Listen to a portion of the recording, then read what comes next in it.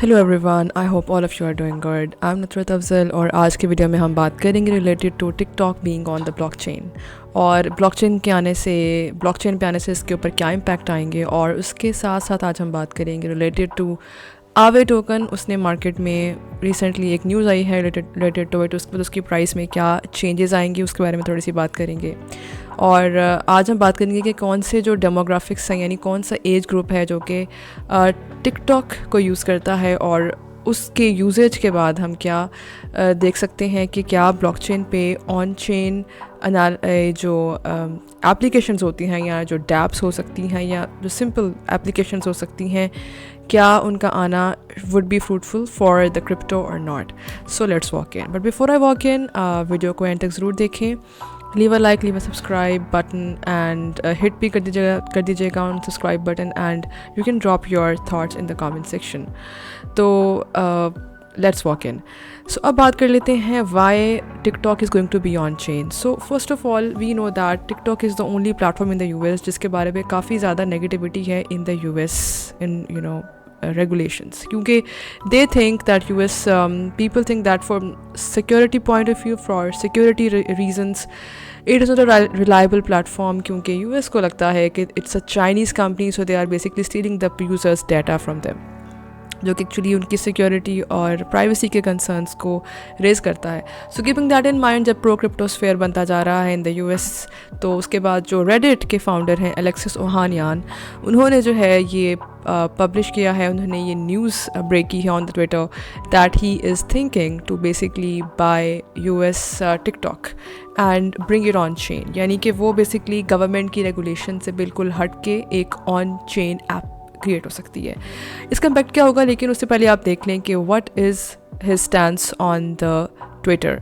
तो ट्विटर या एक्स के ऊपर आप देख सकते हैं he saying that exciting news of the digital world, I am officially now one of the people trying to buy TikTok US and bring it on chain. TikTok has been a game changer for creators and its future should be built by them. इसका मतलब ये है कि future जो है वो basically सारा का सारा कंट्रोल आपके हाथ में दिया जाएगा। So it's going to be something that is going to probably take place if the TikTok really allows this to happen। उसके अलावा जो कि को फाउंडर है रेडिट के एलेक्सिस, उनका ये मानना है कि he loves crypto, and just because he loves crypto he understands why being on chain or building on chain applications is one of the best way to bring Web3 ecosystem in running।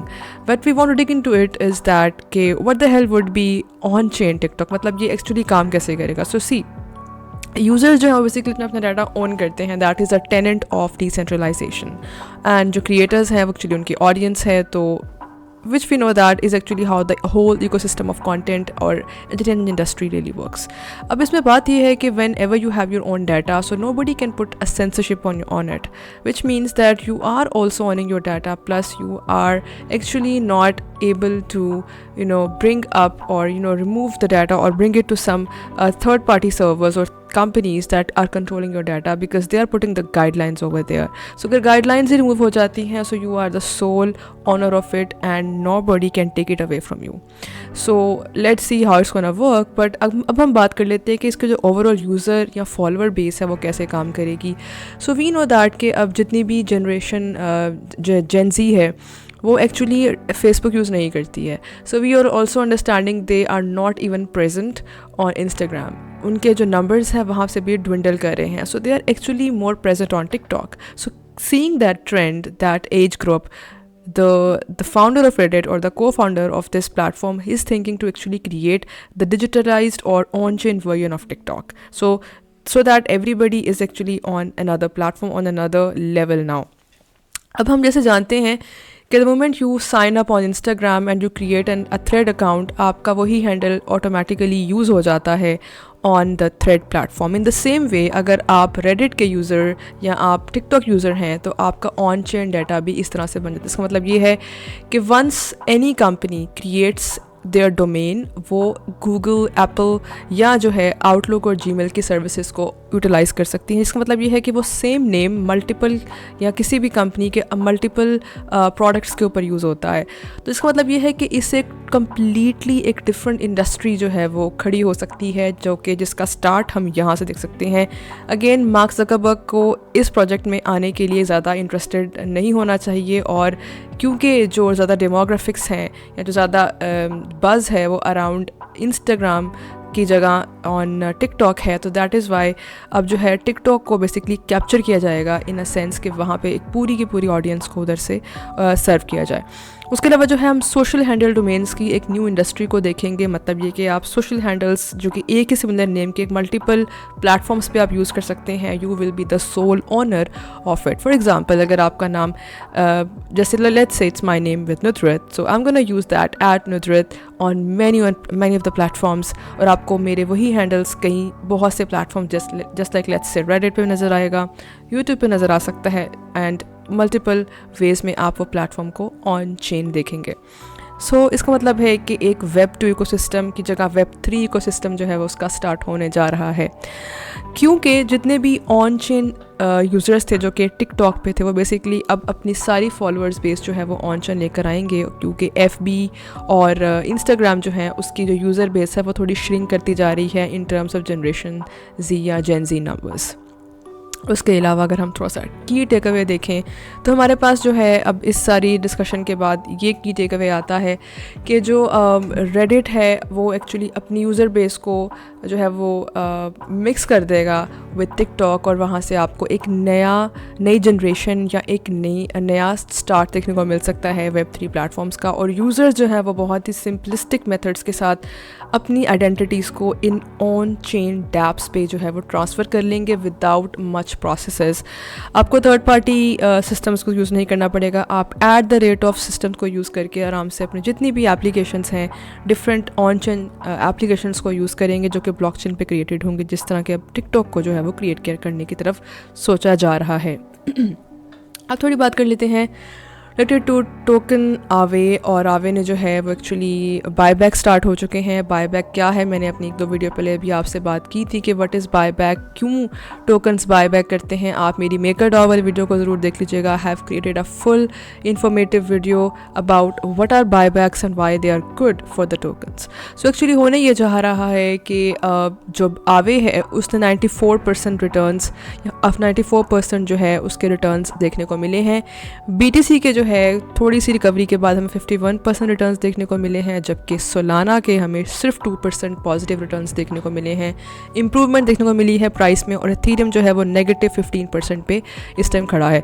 तो आपके सामने on the screen you can see कि ये जो condition है actually with different token, जिसमें आवे आप लाइट ब्लू में देख सकते हैं, और उसके अलावा आप येलो या ऑरेंज में BTC देख रहे हैं, और Solana is in purple and blue colour is actually of Ethereum जो कि -15% पे फॉल कर रहा है।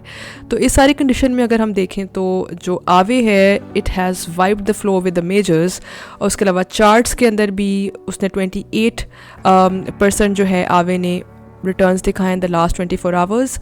उसमें आवे, कार्डानो एंड चेन लिंक में जो प्राइस चेंज है वो आपने देखने को मिल रहा है कि 28.4% जो है वो आवे के पास है, कार्डानो के पास जो है इट्स 18.2%, और चेन लिंक के ऊपर जो है वो 17.8% प्राइस इम्प्रूवमेंट है। और अब हम थोड़ी बात कर लेते हैं what are token buybacks. Just like I mention above कि जब भी कोई कंपनी ने अपनी प्राइस को यूटिलाइज़ करना होता है या अपने टोकन या अपने शेयर को स्टेबलाइज़ करना होता है, तो वो ही अपने टोकन्स अपने एम्पल कैश से अपने जो कुछ कैश रिजर्व्स होते हैं जो कि एम्पल बड़े होते हैं वो उनको यूटिलाइज़ करके दोबारा से अपने उस शेयर को या अपने उस टोकन को बायबैक कर लेते हैं।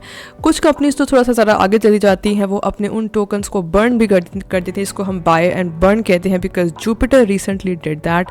लेकिन आवे ने एक्चुअली ऐसा नहीं किया। वो क्या कर रहे हैं कि वो अपने फर्स्ट 6 मंथ्स के लिए $1 मिलियन यूटिलाइज़ करके हर 6 मंथ्स कुछ ना कुछ आवे को बाय बैक करेंगे, जिससे आवे की प्राइस स्टेबल होगी, जो भी उनका बजट एलोकेटेड होगा।